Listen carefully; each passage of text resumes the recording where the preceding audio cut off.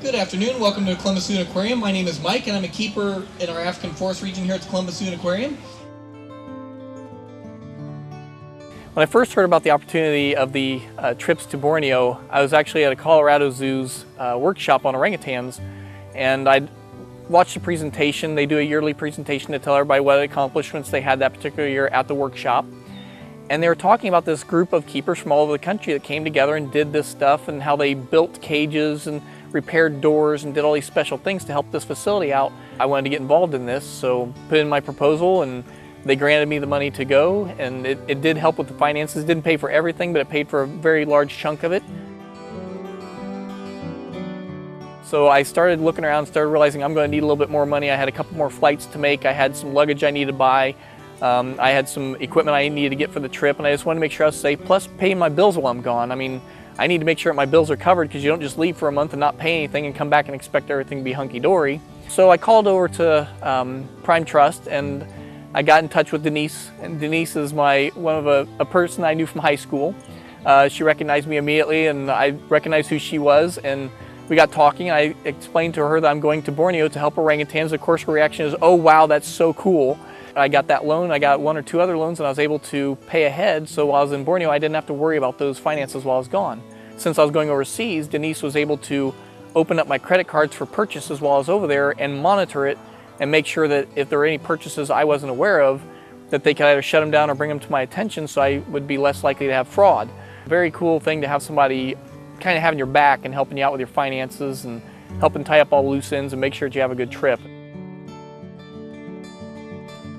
When I went over to Borneo, I knew I was going to a rescue facility. The name of the place is called Matang Wildlife Rescue, and they actually have long houses to put you in, and I kept being told about these long houses in a row, and I had no idea what the heck a long house was. I looked on the internet trying to figure it all out, and it looked like a very large house with lots and lots of people in it when you look at the native perspective of it. And I really didn't know what to expect. So I got over there. I was told there would be cold showers, and which were ice cold when you get in that hot of a tropical atmosphere. I'd been warned it was hot and humid. It was probably 80–90% humidity every single day with 80, 90, 100-degree temperatures every single day. So it was like standing around in a sauna trying to work. I have a lot of skill set on construction and building things and making enrichment devices and things like that. I have a mind for that kind of thing, and so that came in very handy. I became one of the main, I guess you'd call, tools in the handbag that year. Last year when we went, where I was able to take an entire pile of junk and turn it into enrichment devices. I not only did some training and did some enrichment of the actual animals, I actually built devices that they could use over and over again for these animals. The Bornean orangutan is endangered. The Sumatran orangutan is critically endangered. They are animals that are slowly running out of their forests. The people are chopping them down. Male orangutans can have a very large range span. They can go 5–8 acres of land, could be their home range. Females usually 3 to 5, somewhere in there.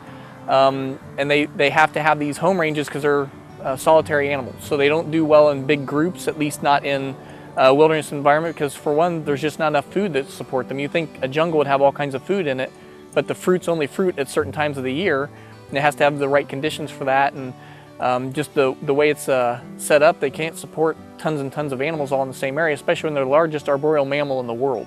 So of all the animals you ever see in a tree, they are the largest, and they have to live in the trees to survive. They don't come down much to the ground.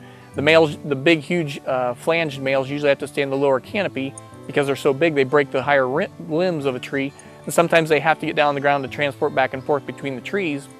But the females and the babies, a lot of times, don't even come down out of the trees. They stay on the tops of the trees the entire time. So when you chop down their trees and they really don't have anywhere to find food, they don't really have a place to live, they have to go somewhere. So palm oil has become a big problem, as well as chopping down their forests. And then on top of that, the ones that are caught by humans, especially babies, are sold to the pet trade, the illegal pet trade. So a lot of times they end up there, and sometimes they end up in bushmeat markets, and sometimes people collect their body parts, skulls or whatever, as oddities.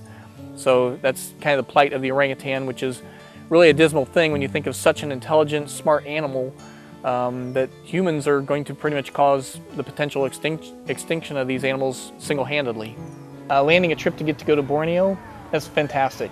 Not many keepers try to do that. They're okay staying here in the United States, taking care of their animals in their own home backfield.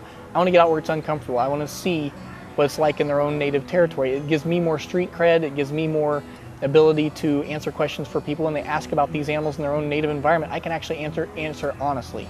I've felt the heat, I've smelled the air, I've tasted the rain. I know what their environment is like, and I can explain it much more vividly, but much more better than a video documentation of that same animal can do. I'm very happy working with the orangutans. They're incredible animals. They're very smart. They keep me entertained, and as long as I'm happy doing what I'm doing and I can keep the animals happy and I feel that they're in good situations, I can't see myself really changing what I'm doing.